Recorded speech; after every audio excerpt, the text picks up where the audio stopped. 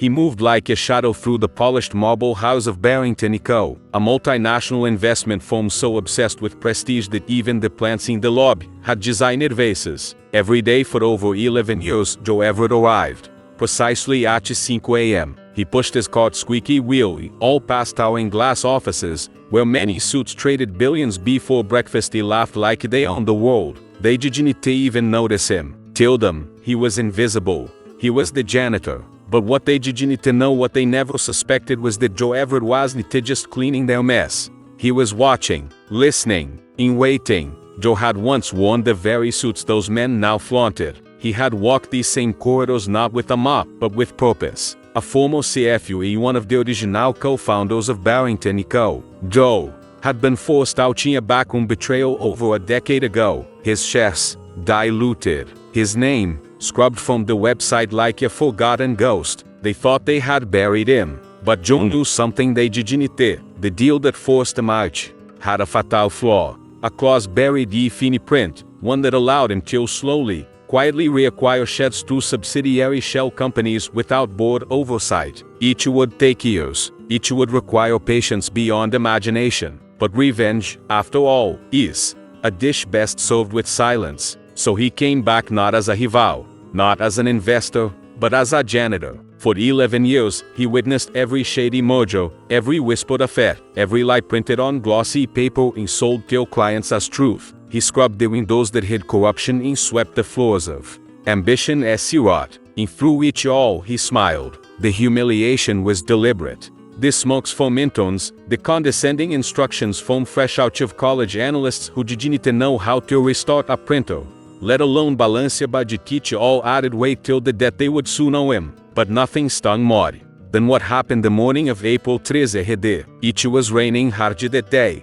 The CEO, Raymond Carrick, was running late for a board meeting, and he slipped on a patch of water near the main elevator. Instead of checking if Joe was okay after a rushed cleanup, Carrick barked at me in front of 3 board members. Do your damn job or go clean somewhere else. You irreplaceable. That sentence echoed in Joe's mind for days. Replaceable. By Friday, his intradermic card no longer worked. Security escorted him out through the back. No goodbye, no explanation, no severance. Just a swift, humiliating termination. But what Carrick didn't realize, what no one on the board understood, was that firing Joe Everett wasn't just a cruel dismissal. It was a declaration of war. That weekend, Joe called his lawyer.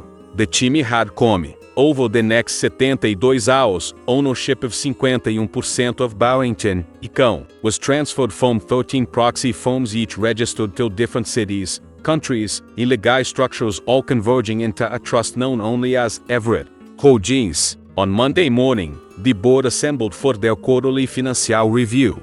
Carrick, smug and oblivious, adjusted his tie, greeted his fellow members as the secretary placed a folder in front of each seat. Inside, a single document. Board ownership transition. Immediate restructuring effective April 7th. Before anyone could react, the door opened. The room fell into a thick silence. Joe walked in, not in a janitor's uniform, not with a mop, but in a tailored navy suit, flanked by 2 lawyers and a compliance officer. Good morning, gentlemen, he said calmly. Let us talk about performance. Years. One by one, he read them aloud. The insider trading, the falsified reports, the secret slush funds disguised as bonuses. All documented, all witnessed, all catalogued by the man they had ignored for over a decade. Some tried to speak, others stared in disbelief. Carrick stood, trembling. You can't do this. Joe looked him dead in the eyes. I already did. He walked till the head of the table, placed his palm on the oak surface that had once been dealt out of his betrayal, and said, You fired the janitor, but you forgot the janitor owned the building. The board was dissolved within a week. Carrick was indicted for securities fraud 3 months later. The company was restructured, and Joe quietly, methodically rebuilt each from the ground up with ethics at its core. But the story isn't just about revenge. It is about value. Real value, about how we define worth not by job titles or tailored suits, but by integrity, resilience, in the long game.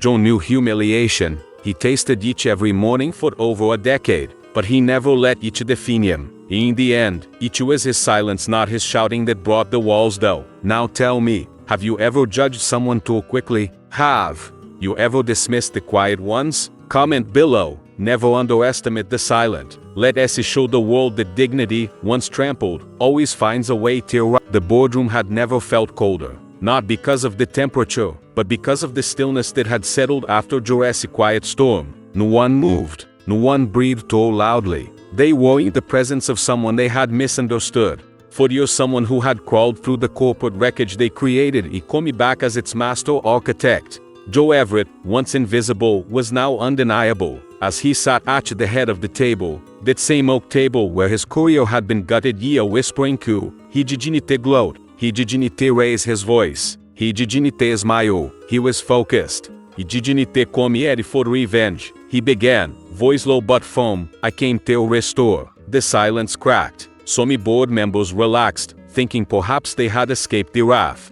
But restoration, as they were about to learn, sometimes requires demolition. He pulled out a second folder, thicker, heavier, with names highlighted. It added the employees your policies nearly destroyed, he said. The ones fired for petty infractions while executives embezzled millions. The ones whose pensions vanished while private jets were purchased. The ones who actually built this company. The names weren't just paper, they were stories. Like Carla Medina, the 58-year-old secretary who worked shifts to support her disabled son, only to be let go a month before her retirement vesting date. Like Dennis Cho, an IT technician who warned the firm about a vulnerability in their security system only to be silenced and then blamed after a massive data breach. Joe S.I. swept the room. The guilt was palpable. This, he said, is your legacy. He had been watching long before they knew. Every corrupted fee, every manipulated ledger, every false report that made stock prices rise while real people suffered. He had just returned to take back what was his. He returned to cleanse what had become a rot-infested empire. The restructuring was swift. 3 board members were removed on grounds of fiduciary misconduct within 24 hours. Joe installed a compliance division that reported directly to him, bypassing all formal channels of manipulation. And for the first time in the company's 48-year history, he created a human accountability department not for PR, but for justice. It wasn't just about fixing what was broken. It was about changing what had always been wrong. Behind closed doors, executives muttered. Some called it overreach. Others whispered about sabotage. But deep down, they all knew they had built their fortunes on the backs of people they never once looked in the eye. And now, the man they mocked for cleaning floors was giving those people back their dignity. On his second week back, Joe did something no CEO had ever done. He showed up at the company cafeteria. No press, no entourage. He sat beside Maria, the cafeteria manager who once slipped him extra coffee on cold mornings. They talked about her daughter's college applications. He visited the mailroom, remembering every face, every story. He knew them, all of them, because he had walked their house. Not from above, but from within. It wasn't about a throne, it was about the foundation. The foundation had to be rebuilt by someone who understood pain, by someone who had swallowed humiliation so deeply, it became fuel. And now, as the days passed, employees whispered about him, not in fear, but they didn't just work for him, they worked with him. Productivity didn't just rise, it soared. Resignations halted. For the first time in years, Barrington & Co. wasn't just profitable, it was respected. And yet, there was one loose thread left to pull, one shadow that still lingered. Raymond Carrick, the man who humiliated him publicly, the man who orchestrated his original ousting, the man who now sat behind closed doors with a private lawyer, trying to salvage what little power he had left. Joe knew where this road led, but he wasn't chasing retribution anymore. He was building something bigger. Until build it right, he didn't need to confront the past one final time, but not in anger. In strategy, because true power isn't in how loud you roar, it's in how patiently you wait for the silence. So let me ask you this, what would you do if you had the power to dismantle your enemies? Would you destroy them? Or would you turn them into witnesses to your rise? Comment below. Revenge is best served rebuilt. If you believe dignity deserves a second chance, share this story with someone. For weeks, Raymond Carrick had been a ghost within the walls of Barrington Eco. Once a titan who commanded rooms with a single raised brow, he now wandered the house with hunched shoulders, the eyes that darted like a man being hunted. In many ways, he was, not by Joe Everett directly knew John Dignity need to hunt. He simply opened the doors, and Carrick SCs began to pour out like poison water from a cracked dam. Internal audits had uncovered expense reports that stretched the imagination. Week-long retreats labeled as strategy sessions, consulting, fees still non-existent firms, invoices from companies that had existed for over a decade. Yacht de centera vichol, Carrick, but money wasn't his worst crime. It was the culture of fear he had built brick by brick, intimidation by intimidation. He had weaponized insecurity, turning ambition into desperation, compliance into silence. Anyone who questioned him was sidelined. Anyone who resisted him was removed. Joe had once been both. Now, he stood as the reckoning. Yet despite the tidal wave of evidence, Carrick still believed in his own invincibility. He summoned his legal team, one of the most expensive in the city. He prepared for what he assumed would be a hostile takeover. He underestimated, once again, what Joe Everett had become. Because John wasn't coming for Carrick with lawyers or lawsuits. He was coming with truth. It happened on a Friday morning strategically chosen. Fridays were when bad news landed softly, buried beneath the weekend's silence. But this Friday would scream. Joe walked into the company's main auditorium, where every department head had been summoned for what was billed as an executive integrity review. The room was packed. Carrick sat near the back, smugly flipping through his phone, barely looking up, until the screen behind Joe lit up. A live video began to play. It was Carrick 5 years earlier. The footage, team stamped, verified, showed him berating a junior analyst. The language was vicious, personal, dehumanizing. He mocked her appearance, her accent, her ideas. She had quit the next day. The next clip showed Carrick instructing an accounting team to adjust figures to make a quarterly report look better. Then, another clip is in dismissing cybersecurity concerns days before a data breach cost the company millions. And then, silence. Joe stepped forward. These are not isolated incidents, he said. They are the norm of what this company became under Carrick's leadership. But this company no longer answers to fear. It answers to accountability. The auditorium erupted, not in chaos but in clarity. He executives froze. The board members, now reshaped under Joe's control, began drafting Carrick's termination. But Joe wasn't finished. He called forward a woman from the back, the same junior analyst from the first video. Her name was Lila Pierce. She had gone on to lead analytics at a competing firm, driving innovation that Barrington had failed to achieve. Joe had tracked her though. He offered her Carrick's job, live, on stage. She accepted, tears streaming her face not from vindication, but from the realization that dignity had returned to the company. Carrick stood. He tried to speak, but for once, words failed him. Security escorted him out. This team, there were cameras. This team, there was applause. But most importantly this team, there was justice. Don Dignity smiled. He didn't celebrate. He simply returned to the microphone and said, "This is not revenge. It's restoration." The next Monday, a new plaque was mounted outside the company's main entrance. It read, "Let no one rise by stepping on others." Reinstated by Joe Everett from the day forward, every new employee was required to read that phrase aloud during onboarding. It became a creed, a memory, a warning, a promise, because the story, though rooted in pain, had become something else. It had become a blueprint for rebirth. So tell me, if you had the chance to rewrite the rules, would you do it with anger or with purpose? Comment below. Restoration is stronger than revenge. If you believe in second chances that change everything, share this with someone who needs a new start. The ripples of Raymond Carrick's folded modded and cleanse a company. They reached beyond Barrington's polished floors, beyond its international branches, e latrina ventilada melhorada clientele. The story spread like wildfire across business circles, whispered in corner offices, in coffee shops, published articles with headlines like "The Janitor Who Became CEO and How Humility Ousted Power."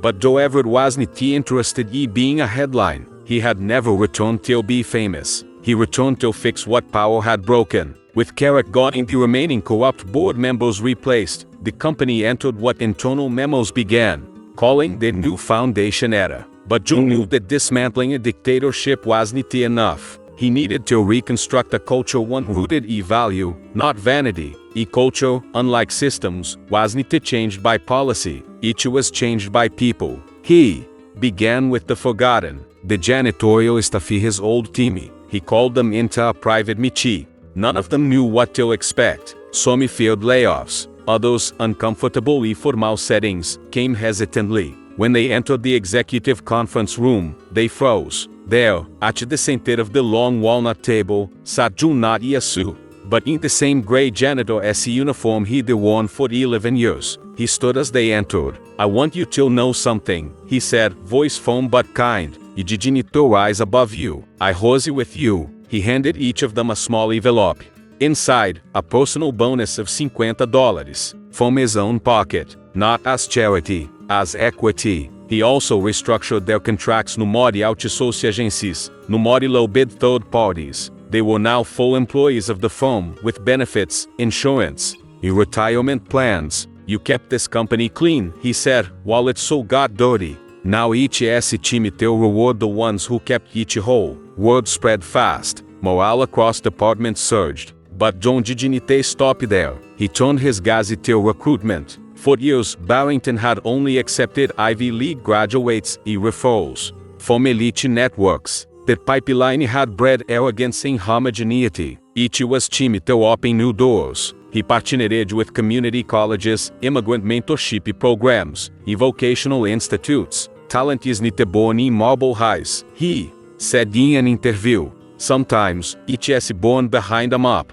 In that essay, when the letters began arriving, thousands of them, from janitors across the world, from waitresses, from former convicts, immigrants, dreamers, people who saw in them not just a sail, but a possibility. He read everyone, some at night, some in his office, some in silence, tears forming at the corners of his tired eyes. And yet, despite all the good being done, Doko didn't shake one thought. What if it had never happened? What if he had never been forced out?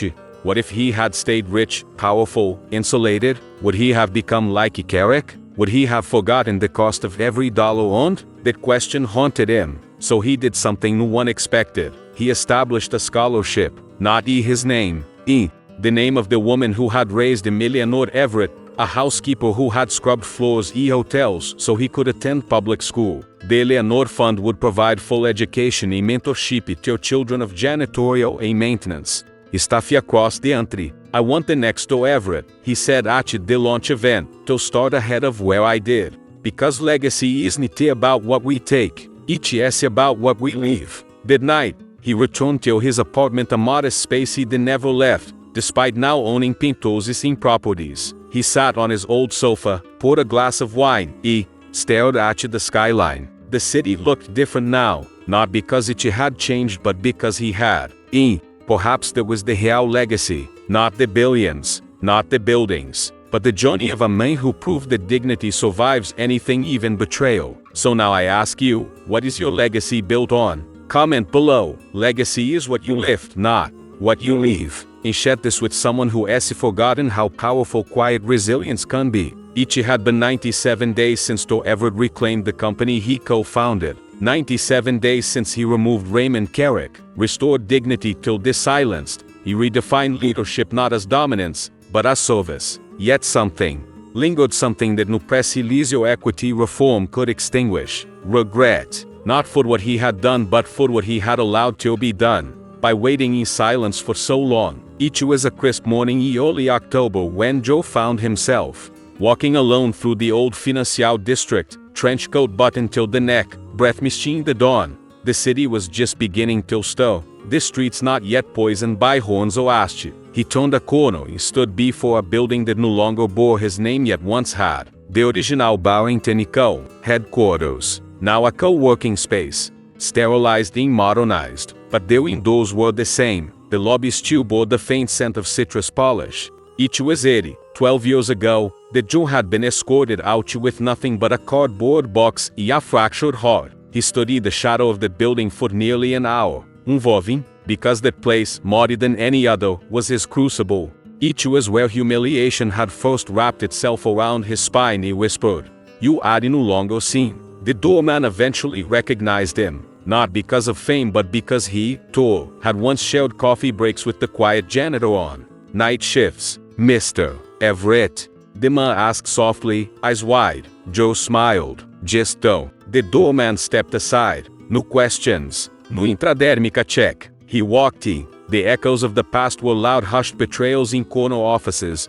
the sound of stock tickets, the whisper of ambition, gnawing at morality. He entered what used to be the executive boardroom now rented by tech startups. The long table was gone, replaced by minimalist workstations. The only thing that remained was a mirror on the far wall, an artifact, unchanged. He walked to it slowly, cautiously, as if afraid of what it might show. And when he looked, he didn't see a billionaire. He saw a man weathered by time, eyes deeper, shoulders straighter.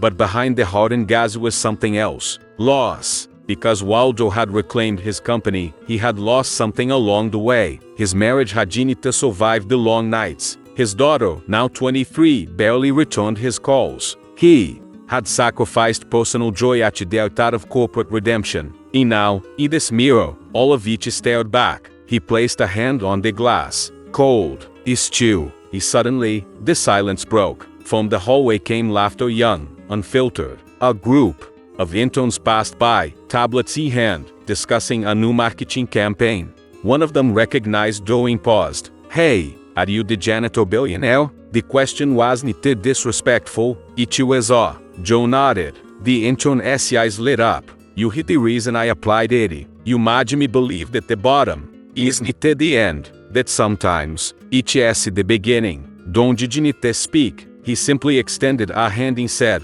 "What is your name?"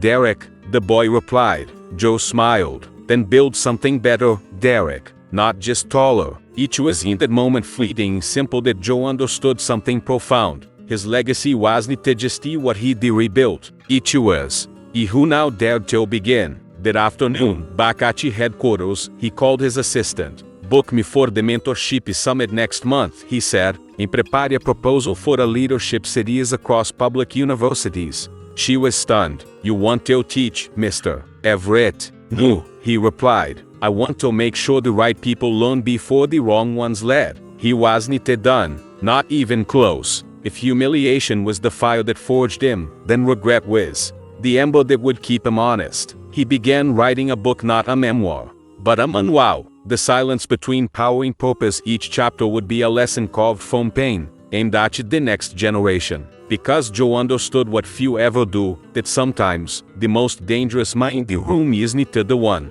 with the loudest voice. It's the one who knows what it costs to stay quiet. So now I ask you, what would your reflection say if it could speak? Comment below. I choose purpose over pride. If you know someone is too haunted by their silence, share this story with them. Let them know it's never too late to speak with action. There are the victories that echo like thunder, public, undeniable, celebrated. And then there are the victories so quiet, so internal, they can only be heard in the stillness of one's own mind. For Joe Everett, the removal of Raymond Carrick, the restructuring of Barrington & Co., and the redemptive overhaul of corporate ethics were thunderclaps. But what followed next was something entirely different. It was the whisper of forgiveness, and it was heavier than anything he had ever lifted. Forgiveness, after all, isn't a weakness. It's a reckoning. It was during a leadership panel at a university in Chicago, his first public appearance since publishing the early chapters of his book, that Joe was confronted by the very ghost he thought he had buried. In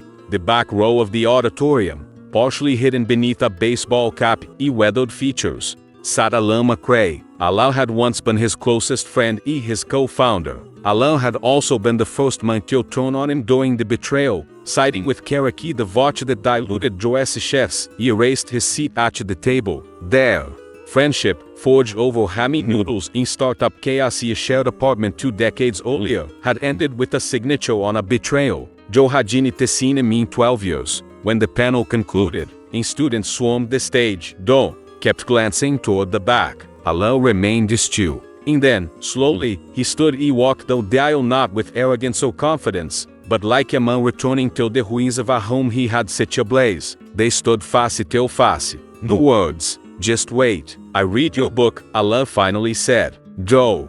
Janitor respond. I don't expect a handshake, Allah continued. I came to tell you, I was wrong. I was scared back then. Carrick promised me things I thought I deserved. But I didn't deserve any of it. Not after what we built. Not after what you gave me. Stu. Joe said nothing. I lost everything too, Allah added. The board kicked me out 6 months after you were gone. Carrick took my loyalty and threw it away. Joe took a long breath. What do you want, Allah? He asked, not with anger, but with exhaustion. Nothing, he said. Just forgiveness. Or maybe just to say it out loud, so I can start forgiving myself. Joe looked at the man before him, not the traitor, but the broken reflection of a past that is too ashed like an old scar. He nodded once, and it was enough. They didn't embrace. They didn't cry, but something shifted. Because in that moment, Joe understood that letting go wasn't about denying the pain. It was about refusing to let that pain dictate the rest of the story. The next day, he wrote a new chapter in his manuscript. It began, forgiveness is not forgetting. It is remembering differently. That week, he started a new program within Barrington. It was called Second Seat. It offered former executives, disgraced by past scandals or internal politics, a chance not to reclaim their former glory but to mentor, anonymously, the next generation of professionals. Their experience would no longer rot in shame. It would guide in humility. Each mentor's identity would be hidden from the mentees. It wasn't about prestige. It was about redemption. Some called it risky, others called it revolutionary. Don't call it necessary. Because he knew what it was like to be defined by a single moment, a single mistake, a single silence. He refused to let others remain trapped in the definition. At a press conference announcing the initiative, a reporter asked, "Why give a second chance to those who nearly destroyed you?" John paused, then answered, "Because no one offered me one. I survived anyway. Imagine who else might rise, if they didn't have to do it alone."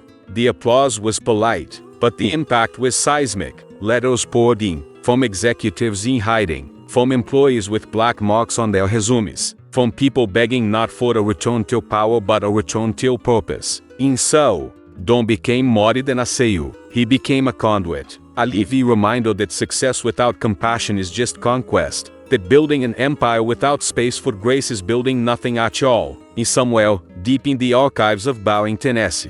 New Ethics Department, sits a sealed letter, written by Alan McRae, to be opened by his mentee 10 years from now. The letter doesn't apologize again. It simply begins, "Let me tell you what not to do when you he handed power. So now I ask you, have you ever been forgiven? More importantly, have you ever dared to forgive?" Comment below. Power without grace is empty. If you believe that redemption deserves a voice, share this with someone is too afraid of their own past. By the 7th month of Joe Everett's leadership renaissance, something unthinkable had begun to unfold. Barrington & Co., once feared for its ruthless efficiency and whispered backdoor dealings, was now being called something else entirely. A sanctuary, not for the weak, but for the principled. In the business world, didn't know what to do with it. Corporate America had spent decades perfecting a single formula: maximize profit, minimize vulnerability. Feelings were liabilities, compassion was inefficiency, apologies were admissions of guilt. But it was a man formerly a janitor, now a billionaire, publicly redefining the rules in broad daylight. The tremors began subtly. First, a group of rival firms quietly reached out, asking for private consultations with Joe, not about finance, about culture. Then came the interviews, magazines, podcasts, documentaries. Journalists found themselves disarmed by a CEO who didn't dodge hard questions, but welcomed them. "I lost everything once," Joe said in one interview, "because I trusted the wrong people. I rebuilt it not by trusting better people but by becoming the kind of man worth trusting." His words became gospel in leadership forums, but not everyone was pleased. The old guard, the boardroom elites who thrived in the gray area, saw Joe not as a visionary, but as a threat. His rise from humiliation wasn't inspiring to them. It was dangerous. Because if integrity could now be profitable, what excuse did they have left? Whispers turned till backlash. Anonymous op-eds accused him of virtue signaling. Former colleagues questioned whether his methods were sustainable. Industry analysts predicted that his focus on emotional leadership would collapse under market pressure. Don't Janitor flinch. He had faced silence for 11 years. Words were harmless now. Instead of responding through press releases or statements, he responded through action. One of the company's most aggressive hedge divisions, known internally as the Wolf Wing, had been infamous for asset stripping in borderline legal takeovers. John shut it down overnight. He reallocated those resources to a new initiative, Barrington Futures, a department focused entirely on ethical investing companies building sustainable energy, fair labor practices, mental health tech. Each was a risk. The return on investment would be slower, less explosive, but John wasn't chasing headlines anymore. He was building a storm-proof legacy, and then the markets responded. In Q3, while most aggressive funds stumbled due to global instability, Barrington Futures showed quiet, stable growth. Investors took notice. Soon, other firms began mimicking his model, not because they believed it, but because the numbers forced them to. Joe had done it. He had proven that conscience could compete with corruption, but with growth came exposure. Exposure attracts enemies. One morning, as he entered his office, his head of legal handed him a manila folder. Inside were leaked emails from a former Barrington executive still loyal to Carrick attempting to sabotage internal reforms by feeding false information to regulators.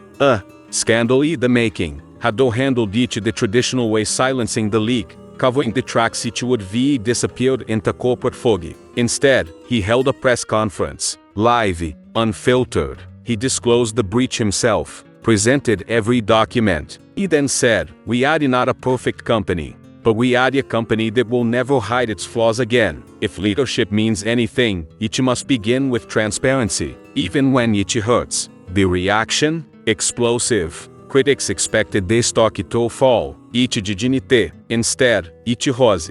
Because for the first time, investors weren't just betting on profit, they were betting on principle. That week, Barrington & Co. became the first major financial firm to be ranking in the top 3 of both Forbes' most trusted companies in Fortune's most ethical enterprises. The earth had shifted, not just in numbers, in values. Ewaldo Everett stood at the center of this seismic change. He remained grounded, because he remembered what it was like to be unseen, to be silenced, to be stepped on by many suits who didn't know his name. Now those same men watched his rise and were forced to ask themselves, what if we had been wrong? So, I ask you, in a world built on noise, will you be the voice that stands alone? Topic title: The Quiet Cost of Greatness. By now, Joe Everett was no longer just a corporate symbol. He had become a global enigma admired, feared, studied, a walking contradiction, a billionaire with a past soaked in humiliation, a janitor who had rewritten the laws of power with silence and integrity.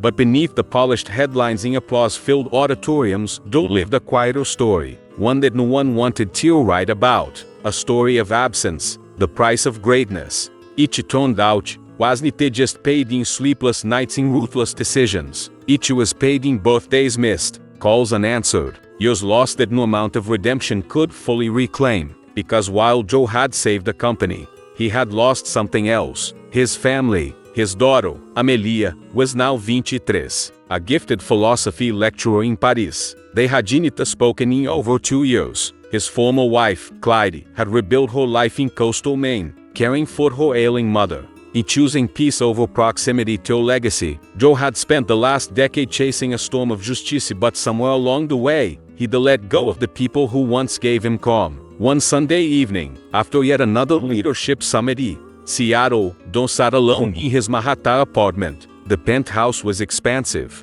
the view majestic, the silence deafening. He looked at the grand piano in the corner his mother Essie. The last time he played it, Amelia was still in high school. He walked over and placed his fingers on the keys. They were cold, unforgiving. He played anyway. The sound was imperfect. The notches brittle from disuse. But something broke inside him, a dam that had held too much for too long. He wept, not for what he'd done, but for what he'd missed while doing it. The next morning, he cancelled 3 days worth of meetings. No explanations, no excuses. He booked a flight till Paris. When Amelia opened the door, she didn't smile. She didn't scream. She just looked at him quietly, cautiously, as if seeing a ghost. She didn't know if she wanted to welcome or banish. Why now? She asked. Why after everything? John didn't have a rehearsed answer. He didn't offer apologies wrapped in metaphors or excuses tied to ambition. He just said, because he couldn't bear to win the world and lose you. For the next 2 hours, they walked the Seine in silence. Eventually, the silence gave way to memories, then to stories, then to tears. She forgave him not with words, but with her presence. A Fordon, that was everything. After Paris, he flew. Till Maine. Clyde answered the door before he knocked, as if she'd been expecting him not with hope, but with curiosity. They shared coffee. He gave her a letter written 10 years earlier, during the darkest stretch of his exile, but never sent. Each didn't beg, each didn't plead, each simply said, I never stopped loving you. I just stopped believing I deserved to. She didn't say much, but when he stood to leave, she embraced him. In the past didn't disappear, but it softened. When he returned to New York, John knew the next step wasn't corporate. It was human. He announced the creation of the Everett Institute for Leadership in Family Balance, our research center, mentorship hub, and sanctuary for executives, entrepreneurs, and creators who wanted to build empires without sacrificing their homes in the process. At the Institute's first keynote, Joe stood on stage and said, We've spent decades teaching people how to win. Now each team we teach them how not to lose themselves. The speech went viral, but more importantly, it reached the people who needed it most. Leaders on the edge of losing their marriages, children who hadn't seen their fathers in months, and spouses sitting alone in cold kitchens wondering if success always demanded solitude. Joe had finally brought his mission full circle, not just reclaiming power, but redefining what deserved to be powerful. Because in the end, the janitor who had once been discarded now stood as a reminder that no amount of external victory can repair an internal collapse. So now I ask you, what are you building? A who is to be there when each is done. The storm after the Applauset world had moved on from the scandal, from the headlines, from the viral story of the janitor who owned the company. But Joe Everett had not. While others built documentaries and podcasts around his journey, he walked the house of Barrington & Co. every morning in silence. He didn't take the executive elevator. He didn't occupy the old sale office. He worked from a glass-walled room at the edge of the floor, no bigger than a mid-level manager's space. Because something in him had changed. The applause had ended, and now the storm had returned. But this time, it wasn't humiliation or betrayal. It was expectation. Because when you become a symbol, people forget you. He's too a man. Every policy he introduced was dissected. Every decision he made was analyzed not for what it was but for what it meant. Was he slipping? Was he softening? Was he building a legacy? Or protecting one? One afternoon, during a board meeting, a young executive raised a concern. We're slowing down. So, ethical investing isn't scaling at the pace we need. Our competitors are capitalizing on our hesitation. Joe stared at the numbers, the graphs, the projections. They were right. Barrington's growth was steady but no longer aggressive, no longer dangerous, no longer dominant. He stood, slowly, he walked till the window. What he said next shocked the room. Then let them be faster. Let them win the race till the edge. Yemi not to win anymore. Yemi to change the course. Silence. Then, murmurs. Joe dismissed the meeting early. That night, he returned home. He did something he hadn't done in years. He wrote a letter. Not to the board. Not to a friend. But to his younger self. He wrote about ambition. About losing control. About the day he was fired. And how it didn't destroy him but revealed him. He wrote about the loneliness of being right. About the burden of leadership. About the reality that even after vindication, the weight doesn't lift, it shifts. He ended the letter with a line that would later become etched on the wall of the Everett Institute. Greatness isn't loud. It doesn't come with certainty. It whispers, keep walking.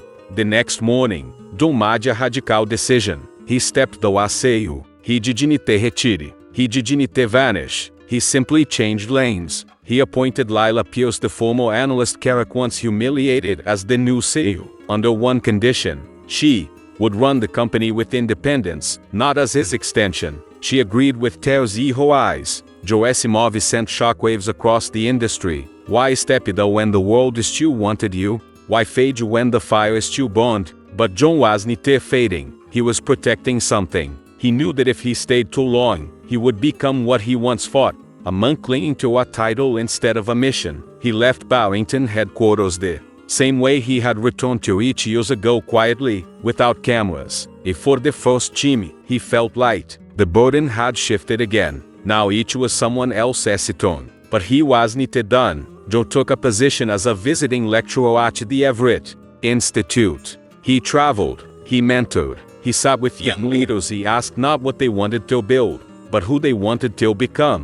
Because he understood the most painful truth of all, that the storm doesn't end when you win. It ends when you stop needing to. So now, I ask you, if you could walk away from your crown, would you? The man beneath the empire after stepping down from the helm of Barrington & Co. Joe Everett vanished from headlines, from conferences, from the screens of stock market analysts who once dissected his every move. The man who had shocked the world with his silent revenge, rebuilt a corrupt empire, was no longer seen in boardrooms but rather in libraries, cafes, in quiet schools, where his presence felt less like a legend and more like a whisper of wisdom. He had chosen a different kind of power now: proximity. In proximity, he discovered, was more powerful than authority, because when you he not above someone, you he beside them. Joe spent the next several months embedded in communities no Wall Street firm ever bothered to visit. In Detroit, he mentored teen entrepreneurs who pitched business plans not for profit, but for survival. In a small Appalachian town, he funded a local credit union, creating financial independence for coal miners transitioning to new trades. In Kenya, he partnered with a local nonprofit to build solar-powered community schools, named not after him but after the janitors, secretaries, and warehouse workers who helped him rise. Each place changed him a little more. Each story reminded him that greatness was never about reclaiming your throne. Each was about lifting others to reach theirs. And yet, with every project, every trip, every life he touched, something quietly gnawed at him. A question: what would become of his legacy when he was gone? It wasn't about statues or names on buildings. He didn't want it. It was about meaning. Would people remember the pain that built the principles? Would they carry forward the why behind the what? One night, sitting alone beneath the stars at a farm he quietly purchased in upstate New York, Joe began writing again, not a memoir, not a leadership manual, but a testament, not for the world, but for one person, Amelia, his daughter. The letter was long, raw, confessional. Each detailed things he had never told her: fears, failures, moments of shame.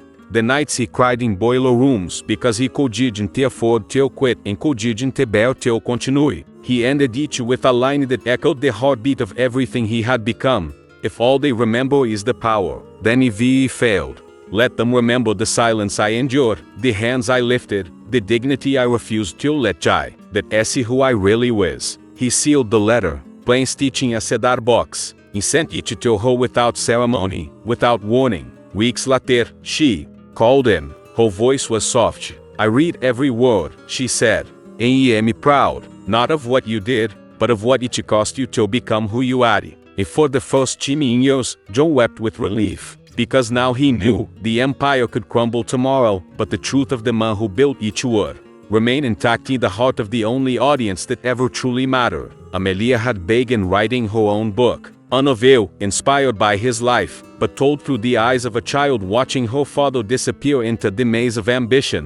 And slowly, courageously, return. John didn't ask to read it. He didn't need to, because her voice was now strong enough to carry the story forward. That was legacy, not power, not vengeance, but resonance. So I ask you now, what will remain when your titles fade? What truth will echo when your voice is no longer in the room? When the silence speaks louder than Puerto for me, upstate New York became Joe Everett's sanctuary. No Wi-Fi, no assistants, no conference calls, just trees that creaked in the wind, a wooden porch that whispered of simpler things, and long afternoons where the only voice he heard was his own. There was something sacred about solitude now. Each was no longer empty. Each was necessary, because after years of war, first in betrayal, then in redemption, then in public expectation, Joe had reached a place where the world no longer pulled at him. But one final reckoning remained, not with an enemy, not with a system, but with himself. Each began quietly, an ash in the back, a stiffness that never quite left, then the fatigue. John dismissed each at first, blaming age, travel, exhaustion, until one evening, his vision blurred while riding by the fireplace. He collapsed. When he woke up, it wasn't the farmhouse but the hospital in Albany. The diagnosis came quickly, an advanced, aggressive neurological condition. Terminal, irreversible, months, maybe a year, no more. The doctors were clinical, empathetic, but honest. John nodded, took the envelope with the test results. He asked for silence. No phone calls, no visitors. He needed time, not to grieve, to decide, because power hadn't left. And each was now crystallized. What would he do with his final chapter? That night, he returned to the farmácia, lit a fire, and began writing, not one letter, but 12. One for each of the people who had shaped his journey positively or otherwise. Lila Pierce, the CEO he mentored into leadership. Amelia, his daughter, and now author of her own unfolding legend. Clyde, his former wife, whose grace haunted him more kindly than her silence ever had. Even Alana McCrae, the friend-turned-traitor-turned-redeemed witness of his rise. Each letter was different, but all of them shared a truth that Joe Everett had never been magic by wealth, or undone by betrayal. He had been defined by what he chose when no one was watching, and now, facing definite silence, he chose stillness. He informed his estate attorney of his wishes. There would be no funeral, no mausoleum, no statue. Instead, his ashes would be scattered on the very grounds he once swept as a janitor, the lower floors of the original Barrington headquarters, now a public library funded in secret by the Everett Foundation. Because even in death, he wanted to clean the place he began. Then, with the strength he had left, he recorded a final message. A video, addressed not to the world, but to future generations of the Everett Institute. Each, seated in his old janitor uniform, not as nostalgia, but as defiance, he said, if you seek legacy, don't look for your name in buildings. Look for each in broken systems you were brave enough to rebuild. In voices you helped rise. In lies you refused to live by. Greatness is what survives in the silence after you leave the room. He paused. He added, I was never just a janitor.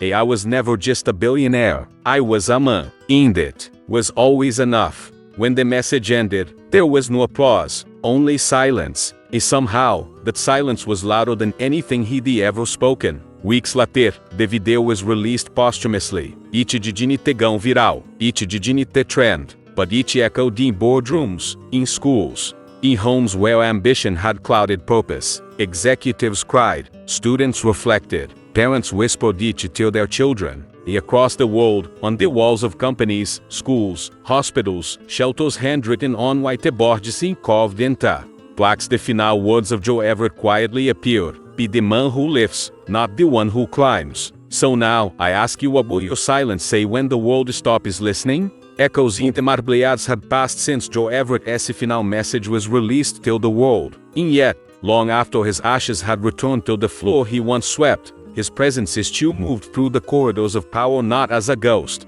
but as a guide. Barrington & Co., now led by Lila Pierce, had transformed beyond recognition. What was once a fortress of fear had become a temple of purpose. Ethics were no longer compliance checkboxes, they were the pillars of every decision. No deal was closed unless it answered the question that Joe had etched into the foundation of the Everett Institute. Will this still matter when no one is watching?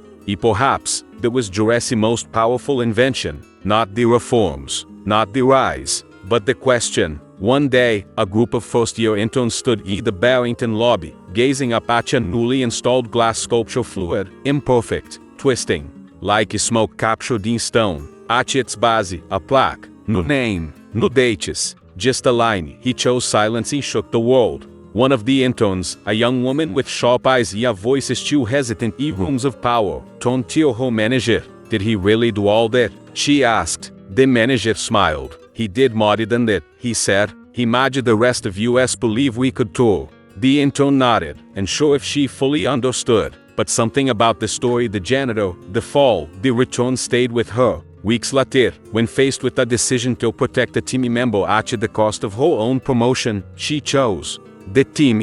In that moment, the legacy continued. Across the world, companies that had once mocked Barrington as a shift began adopting its codes. Quiet revolutions were taking root. People were choosing service over strategy, purpose over profit. Though Everett life became case study, myth, metaphor, but quiet corners of the world, each was more than that. Each was a mirror. In that mirror, people saw not who they were, but who they could be if they dared to. Stop climbing and start lifting. At the Everett Institute, Amelia Everett now served as Director of Legacy Development. She was no longer just his daughter. She had become the guardian of a flame that refused to die. She published her father's final writings under a title that had once appeared in his journal, The Marble Beneath Our Feet. The book did not reach bestseller lists, but each did reach people, one by one. Each found its way into prisons, startup incubators, halfway houses, sea retreats, in night school classrooms. Each place, each planted a seed, not of ambition, but of integrity. One passage stood out above the rest. Each read, if you ever feel unseen, unheard, unnoticed, remember that where power begins. Each is in the silence, in the invisibility, in the space where no one expects you to rise. Start there. And when you rise, do it slowly, quietly, righteously, so that one day, they say not just that you succeeded but that you changed something by being exactly who they thought didn't matter. Joe Everett was gone, but in truth, he had never been more present, not in power, but echo. And so now, I ask you, one last Jimmy, are you climbing, or are you lifting? The silence that him and Sylvie now walked alongside a man who was erased, forgotten, dismissed, and who, in the quiet of the darkness, chose not to scream but to build. Though Everett's story was not about revenge, it was not even about redemption. It was about resistance, the kind that does not come from shouting louder, but from standing still when the world tries to move you out of the way, from lifting others when all you want to do is climb, from remembering the very bones of your pain. The dignity is the one currency that never devalues. So if this story moved you, if at any moment you saw yourself in the silence, in the shadows, in the forgotten halls that no one thanks, then now is your moment, not to comment for the algorithm, not to share for views, but to make a statement, right below, I will not be invisible. Let that be your declaration, tell yourself, tell your future, tell the world that still believes power only belongs to the loud. If you know someone on the edge, someone exhausted, someone unseen, someone who thinks no one would ever notice if they disappeared, send them this story. Let them see the janitor who owned the company, the man who swept his way to justice, in the silence that holds you louder than power, because if he could rise, so can you.